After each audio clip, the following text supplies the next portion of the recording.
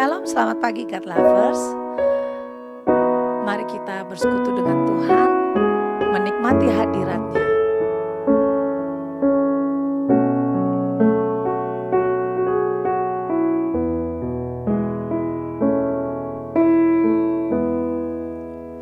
Hanya dekat Allahku, rasa tenang hatiku, Kau sertai jalanku sepanjang hidupku.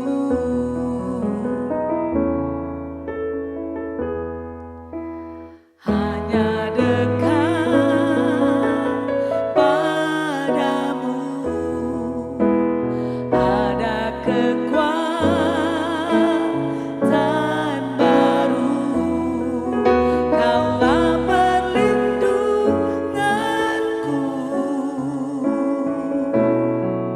keselamatanku.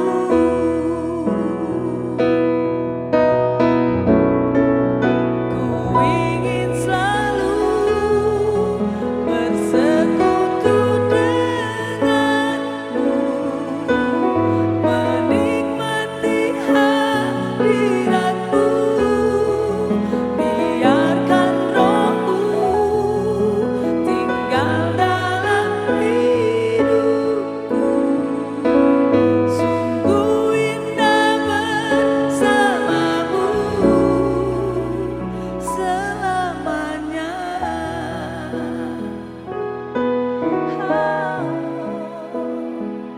Indah bersamamu Tuhan, ku rasakan Tuhan. Haleluya.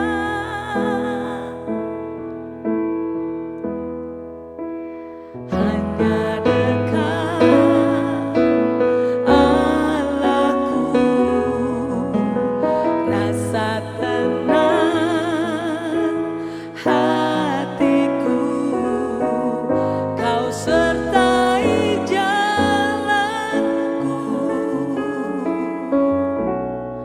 sepanjang hidupku.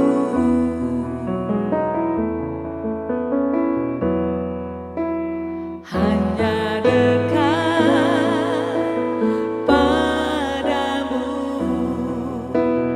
ada kekuatan baru. Kaulah perlindunganku, keselamatanku.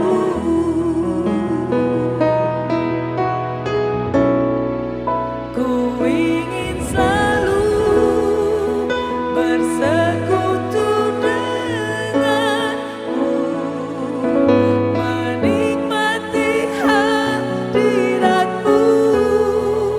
Biarkan Roh-Mu tinggal dalam hidupku. Sungguh indah bersamamu. Sungguh indah bersamamu. Sungguh indah bersamamu selamanya.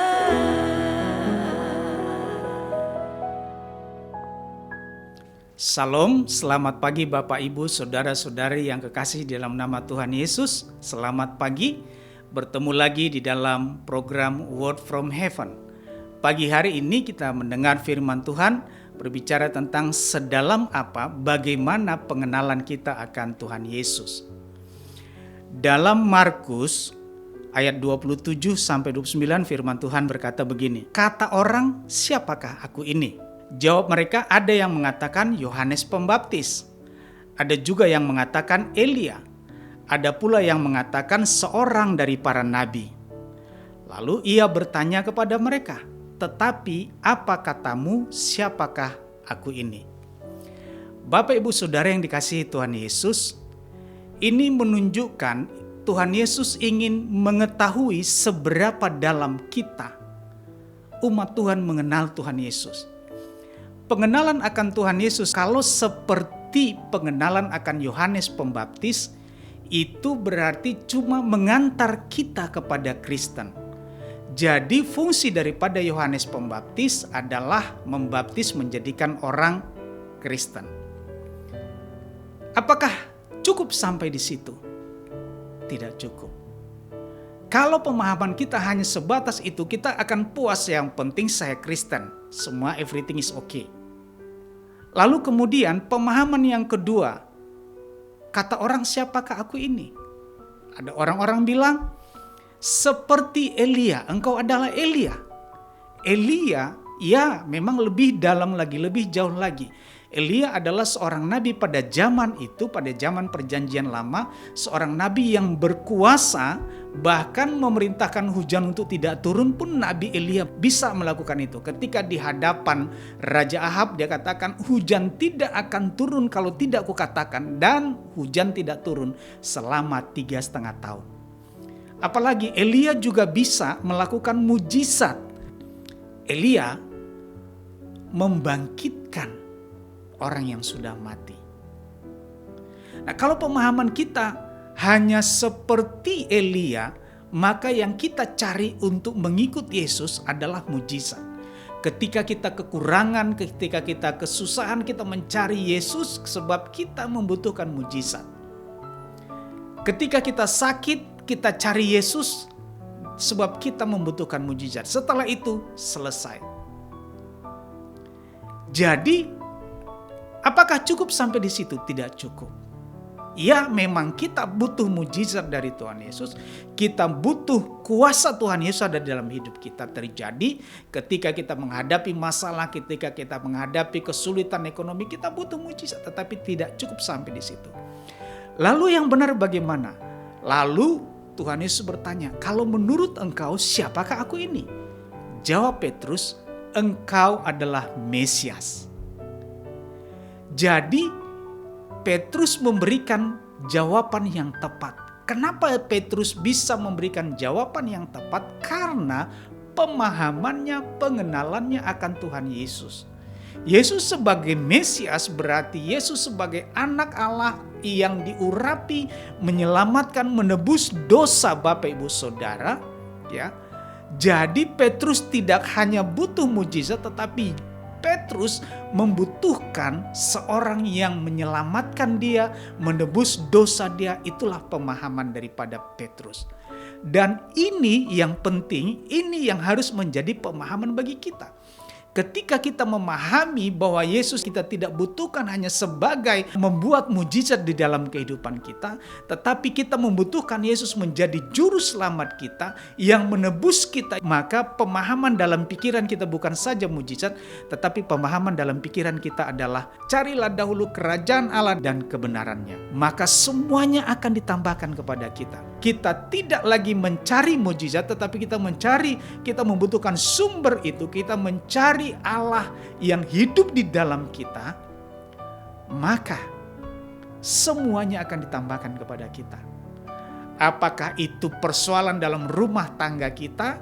Maka ketika kita mencari kerajaan Allah dan kebenaran Allah dalam hidup kita, maka Tuhan tidak katakan tidak akan ada persoalan, tetap ada persoalan, tetapi Tuhan pasti berikan jalan keluar. Sebab kerajaan Allah, kebenaran Allah ada dalam hidup kita. Selain kita ditebus, kita hidup di dalam kerajaan kebenaran Allah, maka ketika kebenaran dan kerajaan Allah memenuhi hidup kita, maka yang ada di dalam hidup kita adalah sukacita. Ada kuasa Tuhan mengalir dalam hidup kita. Jadi, Bapak Ibu Saudara yang dikasihi Tuhan Yesus, jangan berhenti pengenalan kita hanya seperti pemahaman kita akan Yohanes Pembaptis yang kita sebagai seorang Kristen, kita sudah dibaptis lalu kita cukup. Tidak cukup sampai di situ. Lebih jauh lagi, kita membutuhkan Yesus hanya ketika kita dalam kesulitan. Tidak cukup sampai di situ. Pengenalan kita, pemahaman kita harus sampai kepada Yesus adalah Mesias dalam hidup kita. Nah, ketika Yesus sebagai Mesias dalam hidup kita, maka segala sesuatu, orientasi hidup kita, pemikiran kita, pemahaman kita, tindakan kita akan berlandaskan kepada Kristus yang hidup di dalam kita, yang telah menebus kita. Maka dengan demikian sempurnalah pemahaman kita akan Kristus. Ketika kita memahami Yesus sebagai Mesias, maka iman kita akan timbul. Nah, ketika iman kita timbul, maka iman itu yang membangkitkan hidup kita. Yesus yang hidup di dalam kita. Tuhan Yesus memberkati. Mari kita berdoa. Terima kasih Bapa, kami bersyukur kalau kami boleh mendengar firman Tuhan. Bapa, biarlah pengenalan kami akan Tuhan Yesus tidak sampai hanya kepada pengenalan seperti pengenalan Yohanes Pembaptis atau pengenalan seperti Nabi Elia, tetapi pengenalan kami, iman kami bahwa Yesus adalah Mesias dalam hidup kami. Dan biarlah kami mencari kerajaan dan kebenaran Allah, sebab kami tahu Tuhan akan menambahkannya. Terpujilah Engkau Bapa, dalam nama Yesus Kristus Tuhan kami berdoa dan mengucap syukur. Haleluya. Amin.